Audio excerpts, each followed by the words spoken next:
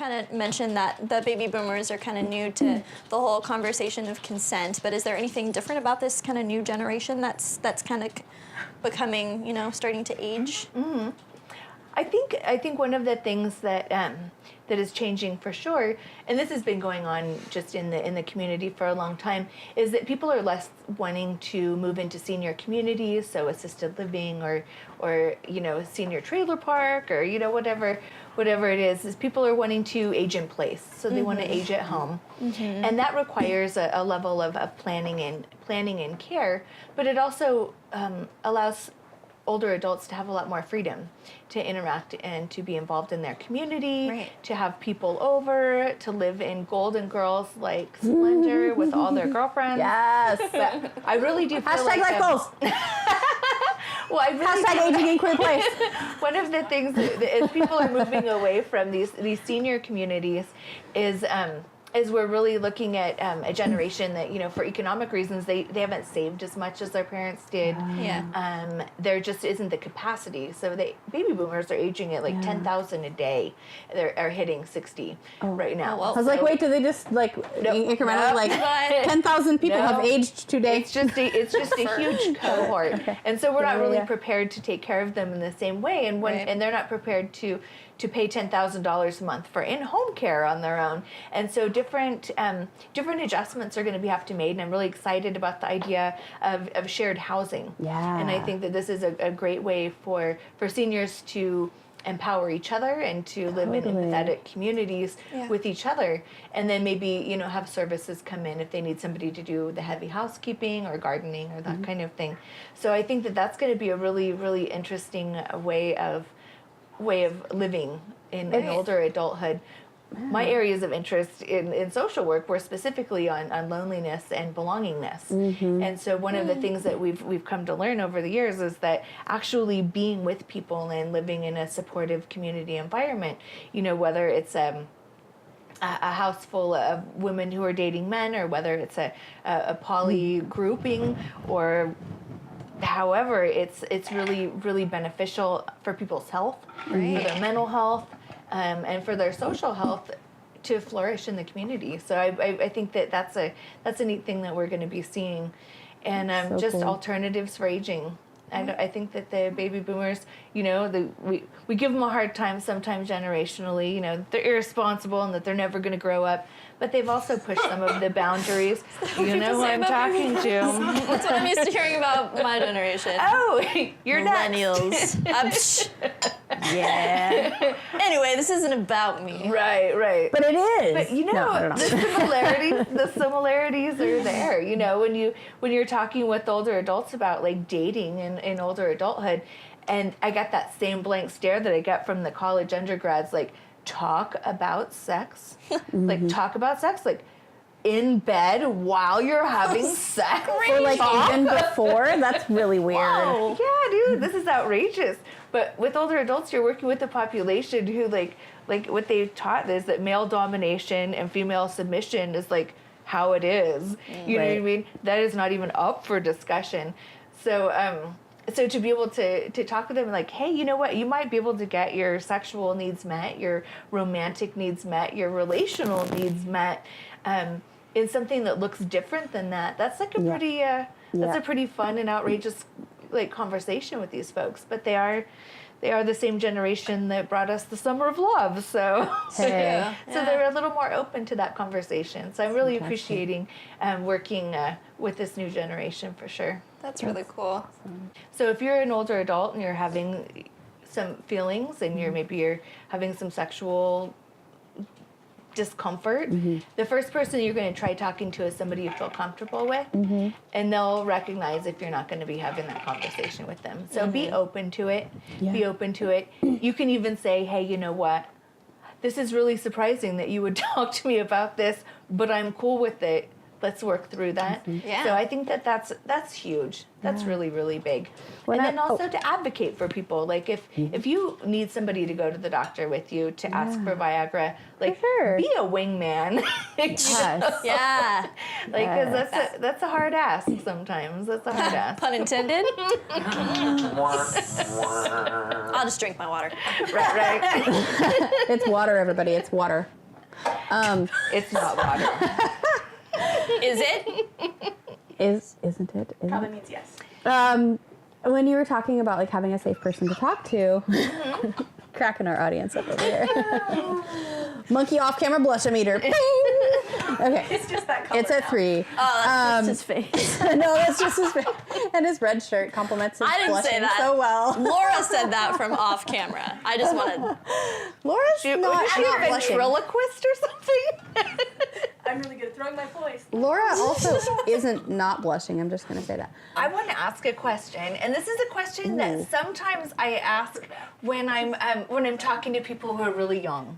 You know, so you're 22 years old, and the idea of grandma having sex is very weird to you.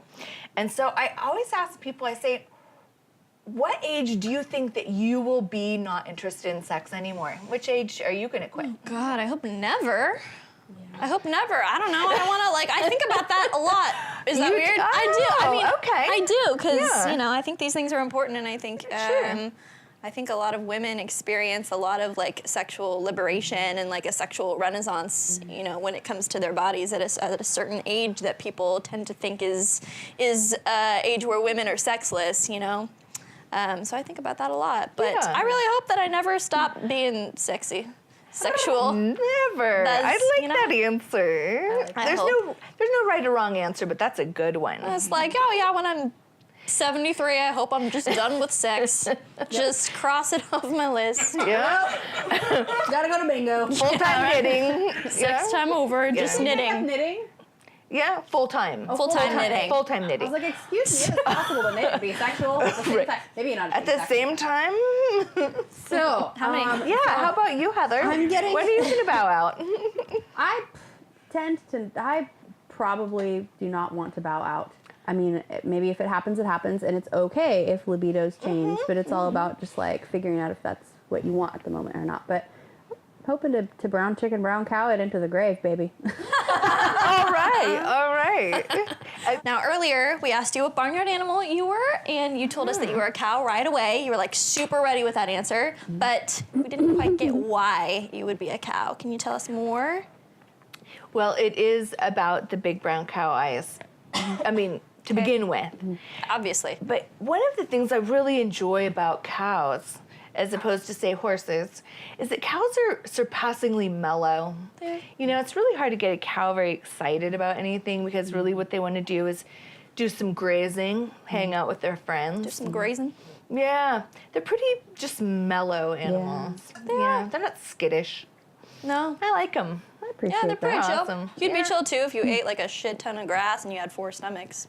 Probably. Right. That's right. Oh, Monkey yeah. is raising his hand, Monkey? supposedly to say that's what he does. Question time? To this day. Yeah. Oh, monkey just eats grass and hangs out with friends. Okay. Obviously. Oh, yeah. Cows are cool. They are cool. I think, Besides being the cutest. I mean, yeah, stand and by that. they're very adorable. And speaking of being mellow on grass, that reminds me of the baby boomers too. It's a segue. My mom always, people of my mom's generation always call marijuana grass. I just love it. Oh, yeah. So you could be a cow grazing on grass with your friends. I love your segues, Heather Beth. Can we just...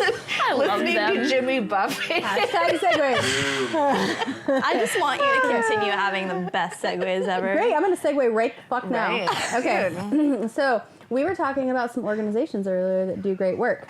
Yeah. So I'm not going to necessarily ask Holly to talk about all the things, but you did have an organization that you thought was pretty cool. So do you want to talk about that? You know, I do. It's called the Coalition for Compassionate Care.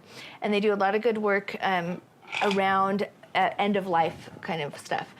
Because I have to tell you, when you are 78 and you have that stroke and you can't talk, you really want to have appointed somebody that you feel is going to act in your best interests, to be your advocate, to be your healthcare proxy. Right. And so they do a lot of work with people on having that conversation. You know what I mean? Like, we don't want to think about the fact that we're all headed to the grave. But if you're not able to make medical decisions for yourself, who would make the kind of decisions that you would want made? Right. And so it can be anyone. It can be, like in my case, my best friend. Will be making my medical decisions. Sometimes for some people it's their family members, but a lot of times it's somebody that just knows them and is able to make clear-headed decisions. I would not trust that to my mom, though I love her dearly. So I think that they have a really good program for social workers on how to have that conversation with your clients. I like that a lot. Yeah, that's Thanks for awesome. sharing about that. Yeah. I have a segue. Are you ready? I'm so ready for I have it. a segue. Speaking of coalitions, I'm Oh. going to talk about the National Coalition for Sexual Freedom, Wow. which was mentioned in the earlier segment with Toby, who was talking about that's a place that you can go to find out people who are sex positive, who are poly positive, who are aware of queerness and kink and things of that nature. If you are a queer or poly or sex positive person yourself, and that's concern for you, to receive services. So they actually have a listing. I think their website is ncfreedom.org. And then if you Google kink aware professionals, you can find that. So if you're a person who engages in kinky activities or relationships and you need legal or other type of service representation, you can find professionals there. There's a lot of information here. I feel like Dan Rather, except I'm a girl. Danny Rather, people. All right. So anyway, they have listings of professionals. Their mission is that they're committed to creating a political, legal, and social environment in the U.S. that advances equal rights for consenting adults who engage in alternative sexual and relationship expressions. And I'll bet they serve older adults, too. I'll bet they do. Check them out, ncsfreedom.org. The end. Wow, the end. Okay, that was hard to. The end of me, not you. That was hard to follow. I also feel like I'm very impressed. I feel like you were listening for the word coalition when she was talking, and like you just like latched onto that for your segue, and you're like, yes, she said coalition. I got this. I'm going to talk about GLAAD. There are two A's in it. What so is in this cup? Okay. I don't know. Don't ask. So GLAAD rewrites the script for LGBTQ acceptance.